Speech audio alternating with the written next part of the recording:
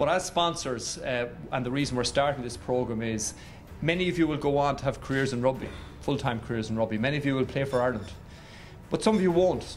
Some of you will perhaps play at provincial level, but some of you are going to go into a business. And even those of you who do pursue a career in rugby full-time, there will be a time where you do have to hang up your boots.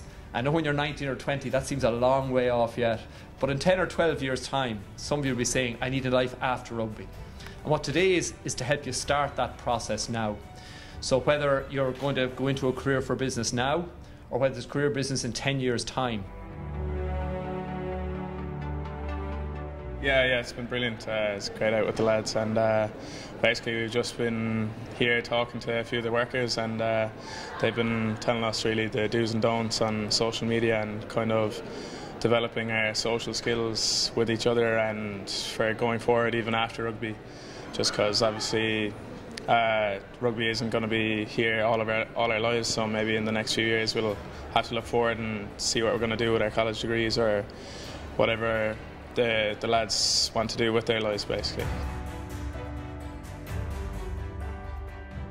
What we decided to do is, with our partners PwC, is to look at holistic development with our players and give them an opportunity to look at off the field and what's really important to them off the field. So some of the stuff that we covered today was social media, the do's and don'ts really.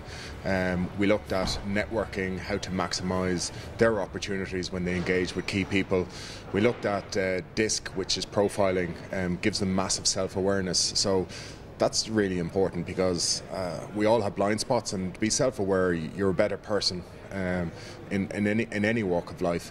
And finally, then we wrapped up with a Q&A with some really good people. So and people from the sporting industry. So it allowed an opportunity to share experiences from a professional point of view as well as a sporting point of view, and I think that's critical for our players. And how does that help them in terms of growth as a player? I think it's important. You know, the rugby career is only for, you know, a small period of your life. You know, the good players might get 10, 15 years out of it. Other players are unfortunate and they don't.